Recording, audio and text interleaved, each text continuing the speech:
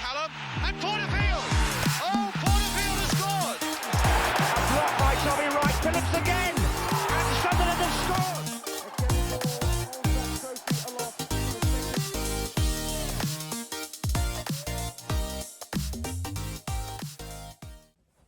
Hello all, how are we getting on? Hope you're all alright. So we're back again with another video, match preview of our game on Tuesday night against Norwich City at Carroll Road.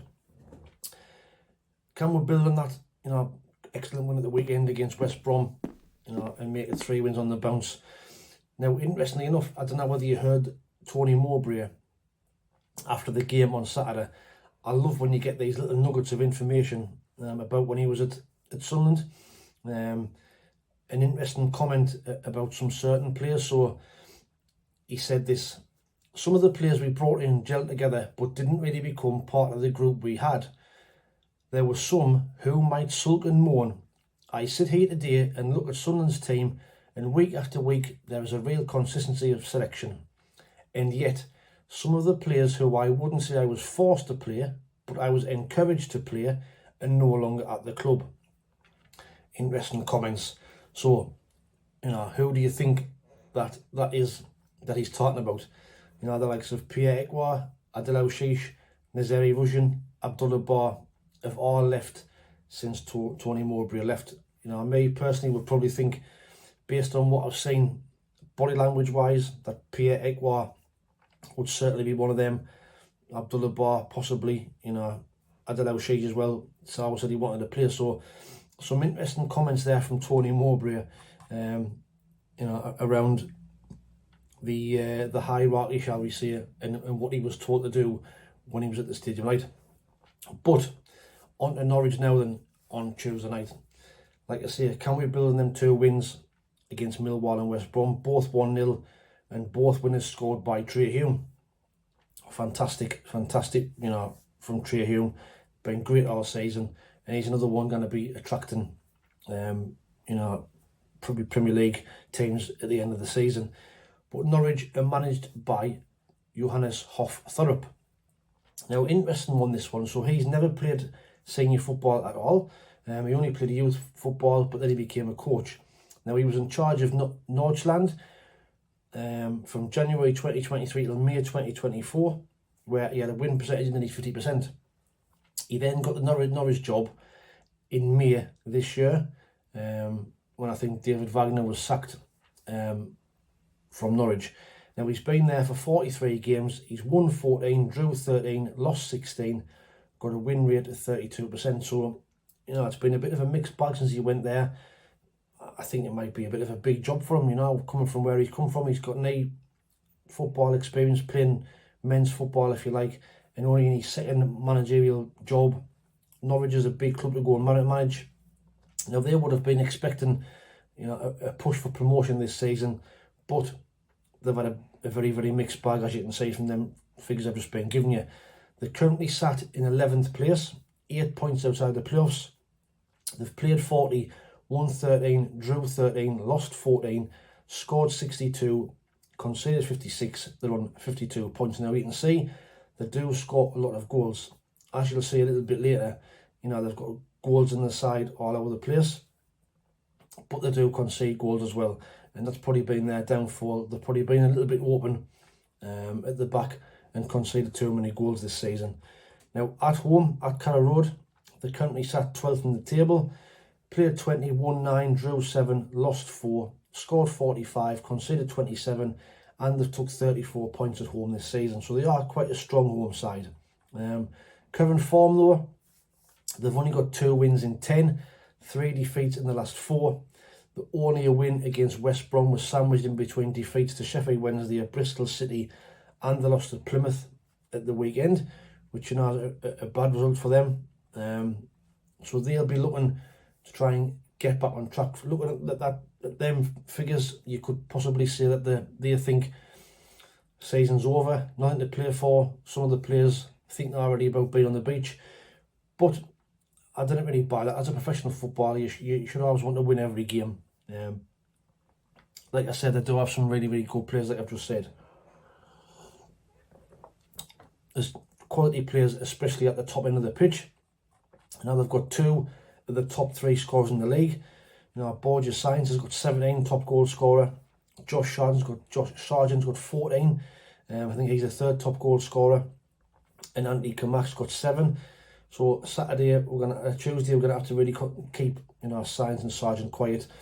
The top rated players, you can see, no surprise, Sargent and Sainz are in there, but also Callum Doyle, who we know very well from his time on loan at the Stadium Light. He's their 2nd top rated player this season. And looking at assists as well, Callum Doyle is also their top assist maker with 7 assists. Emiliano Marcondes has got 6 and Josh Sargent has got 5 as well. So Norwich fans, if you're watching this, how has Callum Doyle got 7 assists this season? Is it from set pieces? Is he good at putting crosses in the box? Be interesting to find out how he's got them 7 assists this season. So our defence, you know, will certainly be tested a lot more than it has been in them previous 2 games against Millwall and West Brom. But like I said, they do concede goals, and attack could be our best form of defence, I think, on Tuesday. You know, if we sit back and invite pressure, the likes of them 2 will cause us problems. So for me, we've got to try and get on the front foot and attack Norwich and put them under pressure and play our natural game. Now for us, Anthony Patterson claimed his 50th clean sheet for Sunderland on Saturday, so well done to him, big achievement. And I think we did look defensively solid on Saturday, especially second half. You know, even though West Brom had loads of the ball, they didn't really create anything of note. You know, Patterson made a couple of great saves in the second half, but apart from that, I thought Wanaya and Mackem were tremendous at the back, and Adam Armstrong never got a kick, and we know he's a dangerous player at this level. But even though we looked defensively good, it's at the other end of the pitch where we've kind of faltered a little bit. You know, 11 of our last 12 wins have been by just a single goal. The last time we won by 2 goals was the 12th of February when we beat Luton 2-0 at home. But having said that, if we can keep winning games by 1 goal, you know, from now to the end of the season, I'd snap your hand off. Of course you would. Now, team selection on Saturday, we know we've got a Tuesday. We know we've got loads of injuries compared to Norwich. So our current players out, we've got Abdul Samed, Adji Alicia, Dan Ballard, Dennis Certain, Jadon Danzo, we're not talking about, Niall Huggins, Jan Paveda and Jensen Sealed. And of course we lost Romain Mundle at the weekend with a hamstring injury. We don't know how bad it is yet, but very, very strange that this has been a thing that's been going on for years and years, where our injury problems always seem to mount up towards the end of the season. You know, do we bring players back too quick? Do we overtrain them? Does our physio team need looking at? You know, I think we've had the same physio for years. Is it time for replacement? You know, we always seem to have loads of muscle type injuries at this stage of the season. Norwich, Chrisen, Dobbin, Forsyth, Gibbs and Mahavich are all not playing. They're all out, not available for selection. But it's us that we need to worry about. So based on that, I really don't think we'll make any changes at the weekend. I keep saying the weekend. On Tuesday, I think we'll probably only make 1 change. I think with Romain Mundle out, I'm hoping that Eliza Mayenda will come in and start, which is a good move in my eyes. You know, I like Mayenda. He seems to be in better form. He won the free kick that got us that we scored from on Saturday, and I think he's a better option to bring on rather than bring Tommy Watson in, whose head is not in the right place after his move, and me personally wouldn't play him anyway. So I think the team will be this: Anthony Patterson in goal, be a back 4 again of Alan Brown, Chris Mackem, Luke O'Nien and Trey Hume. In midfield will be Dan Neil, Chris Rigg and Job, with Roberts on the right, Eliza Mayenda on the left and Wilson Isidore up front. Now we know Enzo Lafay's back. Lafay, he'll probably get another 20 or 30 minutes to ease him back in the side and build up his fitness and get him to peak fitness before the playoffs. But me personally, I would like to see Chris Rigg rested and elected to give him some game time, but I don't think it'll happen. I think we'll probably play the same team, like I say, apart from that one exception. But let me know what your thoughts are on the team. Who would you play? Would you rest some players? You know, would you give Yelder a game? you know, and put Hume back at right back and put Brown in midfield and drop Chris Rigg that way. There's a few different scenarios what we can do, but that's just my personal thought. You know, I would like to see Rigg taken out for a couple of games and rest him and get him, you know, some sort of sharpness towards the playoffs. Now, score predictions. If we can keep the likes of Sainz and Sargent quiet, I think we can get a result on Tuesday. Like I said, they do concede goals, you know, and if we can get at them and if we can get our shooting boots on, I think Isidore is in desperate need of a goal. He seems to be a confidence player, Isidore, and if it's not going well, his heat seems to have gone down. On Saturday, he looked a bit lethargic, didn't really get in the game, so he needs a goal to get them confidence levels back up. But if we can keep the likes of Sainz and Sargent quiet, I'm going to go for a win. I'm going to go for Norwich 1, Sunderland 2 to make it 3 wins on the bounce, and hope we can, you know, continue to keep the pressure on the top 3. Apologies, my throat's rather small. Now, so make your score predictions in the comments below. This is the leaderboard after the last 2 games. So John Ruddock still in the lead with 63 points. Tim the Minion is in second, 55. Mel Lacey and Peter Smith are in third on 53. Kenneth Allen, Ray Knight are in fourth on 52.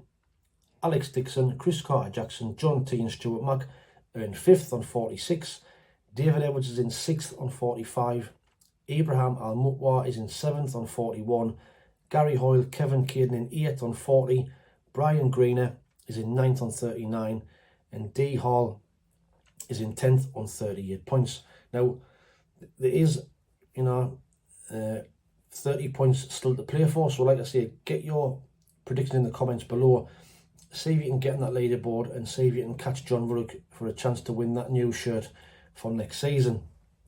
Now, like I said a little bit earlier, the top of the table has become really, really interesting all of a sudden. You know, it looks like this. So Burnley are now top, played 40, 84 points, a goal difference of plus 43. Sheffield United is second, played 40, 83 points, a goal difference of plus 26. Leeds are in third, played 40, 82 points, a goal difference of plus 51. We're in fourth, played 40, 75 points, goal difference of plus 20. Middlesbrough have stuck into the playoffs, played 40, 60 points, goal difference of plus 12. And Bristol City have also come with a good run, 40 games, 60 points, a goal difference of plus 8. Now, you know, a few weeks ago, I think Leeds were like 5 points clear at the top, if bother, you know, and all of a sudden, in the space of 2 or 3 weeks, you can see how quickly it changes. Now, Burnley have come from nowhere and now top. You know, that a cracking result at the weekend. They beat Coventry away, which is a fantastic result. Sheffield, you know, dropped points, losing at Oxford. Leeds have only got 1 win in the last 4 or 5 games, I think. You know, they drew against Luton at the weekend. So this round of games in midweek is going to be very, very important. There is some crackers amongst them. So Burnley go to Derby. Derby still fighting for their lives. You know, John Hughes is back in charge. They're only 1 point above the playoffs now, Derby. So that's going to be a difficult place to go for Burnley. Sheffield United are at home at Millwall. Millwall, you know, they're a team on the day can beat anybody. You know, we found it hard to break them down up here. The other week we beat them 1-0. So Sheffield will be looking to get back to winning ways after that defeat against Oxford. Bristol City play West Brom. What a fixture that is for the playoffs. West Brom have dropped out of the playoffs in recent weeks. Bristol City, if they win that game, that could cement their, you know, place in the playoff picture. But the big one is Middlesbrough against Leeds. Now, what a fixture that is. The form that Leeds are in, they'll be dreading going to Middlesbrough. Middlesbrough, I watched them on Friday night, looked really, really good against Blackburn and looked to be hitting form just at the right time. You know, and I wouldn't really fancy playing them in the playoffs over 2 legs. You know, if the playoffs, if the season ended now, it will be Leeds against Bristol City and it will be us against Borough. We know that's going to change between now and end of the season, but that game on Tuesday night or Tuesday or Wednesday, Middlesbrough against Leeds, is a massive, massive fixture, and we'll have to wait and see what happens there. But all we can do is get to Norwich, see if we can get 3 points, get 3 wins on the spin. We're now starting to get a bit of momentum, get some form going, and as you see, the top 3 out can happen, you know. And if they do slip up, we can be there to try and pick up the pieces. I do think top two is still gone, but you know, if we can sneak third, then you know it's better for us overall in them playoff games. Now, please, if you don't mind, like, share, and subscribe. You know, we're sitting on 3,720 subscribers. You know me, who's watched this constantly and regular. I'm passionate about the channel. I want the channel to be the best it can be, and I want us to be the best Sunderland channel out there. You know, so please, if you enjoy the content, hit that little black button. It'll cost you now, it's free. Hit that and just, you know, hit the like button as well, and just tell your friends as well, anybody who likes watching YouTube and likes watching Sunderland content, just let them know that this channel's out there, and see if we can get to this 4,000 mark. It'd be greatly appreciated. You know, I love doing these videos. I love the content, love the banter, and I want to get it out to as many Sunderland fans as possible. So please, if you don't mind, like, share, and subscribe, and tell your friends. Now, you can watch it on loads of devices. You can watch it on your phone, your telly, your tablet, your laptop. You know, it's available on anything what you watch your YouTube videos on. That's about it from me. Watch out for the match review after hopefully we've taken 3 points from Norwich. Don't forget to get your score prediction in the comments below. I will be putting an away day guide in the info section below for anybody travelling down to Norwich. Anybody going down there midweek, fair play to you. It's a right out trek there and back on a weekend, never mind during the week. So anybody gone there, have a great day out, have a safe trip and a safe trip back, and we'll see you in the next video. Thanks for watching, take it easy, stay safe, and we'll speak soon. Ta-ra.